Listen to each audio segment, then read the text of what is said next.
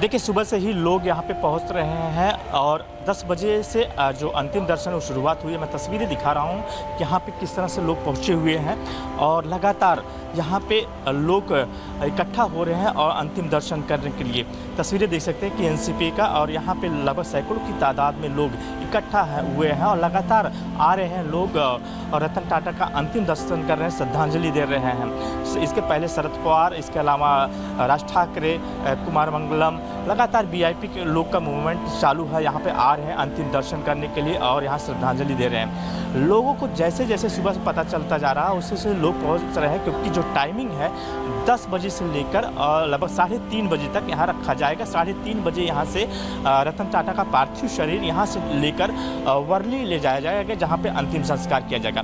फिलहाल लगातार यहाँ पे लोग पहुँच रहे हैं, भावभीनी विदाई दे रहे हैं और श्रद्धांजलि दे रहे हैं। लोग काफ़ी दुखी हैं, क्योंकि जो रतन टाटा का जो उनका व्यक्तित्व था वो काफ़ी अलग ही था और हटके था, आम लोगों से मिलता जुलता था, हर चीज़ों को लेकर लोग उसी को याद कर रहे हैं और लगातार यहाँ पहुँच रहे हैं और अंतिम दर्शन कर रहे हैं, श्रद्धांजलि दे रहे हैं। ये तस्वीरें जो देख रहे हैं एनसीपी का है और 10 बजे ये शुरुआत हुआ था अंतिम दर्शन का और अभी तक ऐसा चलता रहेगा। लगभग 3:30 बजे तक ऐसे लोग आएंगे और अंतिम दर्शन करेंगे। 3:30 बजे के बाद यहाँ से जो रतन टाटा का जो पार्थिव शरीर है यहाँ से वर्ली ले जाया जाएगा, जहाँ पे अंतिम संस्कार किया जाएगा। मूवमेंट लगातार शुरू है, लगातार वीआईपी लोग आ रहे हैं, पॉलिटिकल लीडर आ रहे हैं, बिजनेसमैन आ रहे हैं। दोपहर बाद गृह मंत्री अमित शाह भी आने वाले हैं। तो कहीं कहीं लगातार लोग पहुँच रहे हैं और विदाई दे रहे हैं, अंतिम दर्शन कर रहे हैं। जी बिल्कुल। और सत्यप्रकाश, आप वहाँ से तस्वीरें दिखा रहे हैं, जो उद्योगपति हैं वो आ रहे हैं, नेता उनको श्रद्धांजलि देने के लिए आ रहे हैं, लेकिन एक आम आदमी भी उनसे अपना एक खास जुड़ाव रखता है, वो भी उनको नमन करने के लिए आ रहा है। ये बताता है कि रतन टाटा ने अपनी ज़िंदगी में उद्योगों के साथ साथ, अरबपति होने के साथ साथ सबसे बड़ी जो एक अहम चीज़ अपने साथ वो लेकर जा रहे हैं वो है लोगों का प्यार और लोगों का सम्मान, जो आज हमें देखने को मिल रहा है।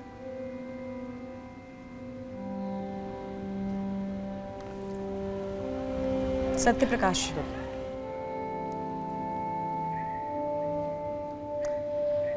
तो तस्वीरें आप देख रहे हैं। कल देर रात जब ये खबर आई तो बहुत से सुबह की चाय हो या फिर खाने का नमक, सिस्टम का सॉफ्टवेयर हो या फिर खेत की खाद, घर का स्टील हो या सड़क पर दौड़ती हुई कार, टाटा मतलब हर घर की पहचान। बिल्कुल सुचारिता। और 1868 में अगर हम देखें तो टाटा परिवार ने भारत को उद्योग में आत्मनिर्भर बनाने का सपना देखा था। टाटा ग्रुप आज दुनिया के 100 से ज्यादा देशों में कारोबार के साथ साथ मानवता की मिसाल पेश कर रहा है। रतन टाटा ने टाटा ग्रुप को ग्लोबल ब्रांड बनाने में एक अहम भूमिका निभाई। यहाँ तक कि 90 के दशक में टाटा ग्रुप की जिम्मेदारी संभालने के बाद रतन टाटा ने सभी कंपनियों को कई ऊंचाइयों पर पहुंचाया। सुचारिता, आज यही सब चीजें याद की जा रही हैं। आज टाटा ग्रुप की मार्केट वैल्यू 30 लाख करोड़ से ज्यादा है। टाटा की सभी कंपनियां 10 लाख से ज्यादा लोगों को रोजगार दे रही हैं। 86 वर्ष की उम्र में रतन टाटा हमें छोड़कर जरूर चले गए, लेकिन भारत के लिए मजबूत उद्योग का ऐसा आधार स्तंभ तैयार किया है जिसे आने वाली कई पीढ़ियां याद करती रहेंगी।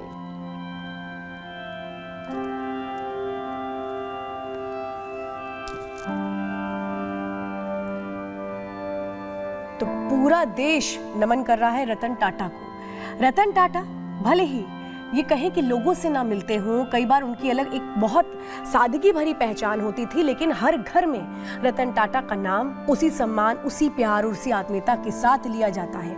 पूरे देश की आंखें नम है, पूरा देश याद कर रहा है रतन टाटा की उन बातों को जिसमें वो कहते थे कि अगर ऊंचाइयों तक चलना है तो फिर साथ हो करके और साथ मिलकर चलना पड़ेगा। यही बातें हैं जो आज पूरा देश याद कर रहा है। आपको उनकी बातों से जुड़ी एक रिपोर्ट दिखाते हैं।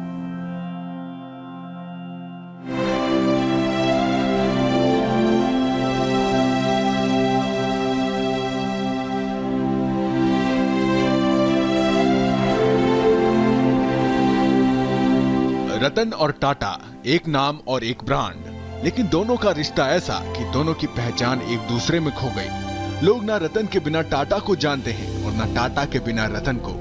लेकिन आपको जानकर हैरानी होगी, रतन टाटा असल टाटा परिवार के सदस्य नहीं थे। भाग्य का खेल कहें या कुछ और, लेकिन रतन ही टाटा परिवार के असल उत्तराधिकारी बन गए। रतन टाटा के पिता का नाम नवल टाटा था, जो टाटा परिवार में गोद लिए गए थे। नवल का जन्म एक सामान्य पारसी परिवार में हुआ था, लेकिन उनका टाटा परिवार से कोई रिश्ता नहीं था। नवल जब 4 साल के थे तभी उनके पिता का देहांत हो गया था। गरीबी की वजह से उनका दाखिला नवसारी के एक पारसी अनाथालय में करवा दिया गया, जहां उनकी पढ़ाई लिखाई हो रही थी। एक गरीब अनाथ बच्चे नवल की किस्मत ने यहीं से बदलना शुरू कर दिया।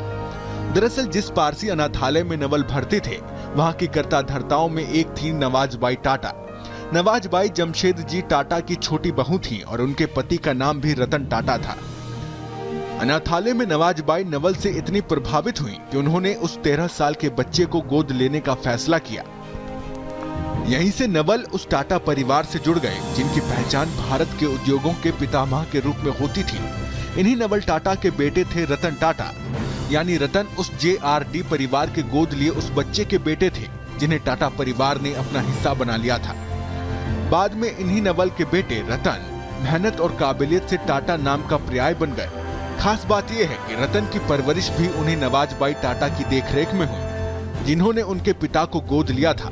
नवाजबाई को रतन दादी कहते थे। रतन रिश्ते में अपने चाचा और ग्रुप के कर्ता धर्ता JRD टाटा के बेहद करीब थे। JRD ही उन्हें टाटा ग्रुप में लाए थे। JRD के कहने पर ही साल 1962 में रतन ने टाटा कंपनी में नौकरी की शुरुआत की। शुरुआती दिनों में रतन जमशेदपुर की टाटा स्टील की फैक्ट्री में काम करते थे, जिसकी कमान JRD के हाथ में थी। अपनी काबिलियत, मेहनत और दूरदर्शिता के बल पर रतन ने साल 1991 में टाटा ग्रुप के चेयरमैन का पद संभाला। करीब 2 दशक तक इस पद पर रहने के बाद उन्होंने साल 2012 में रिटायरमेंट ले लिया। हालांकि उसके बाद भी वो टाटा ग्रुप की होल्डिंग कंपनी टाटा सन्स के मानद अध्यक्ष बने रहे। Bureau report, Republic Bharat.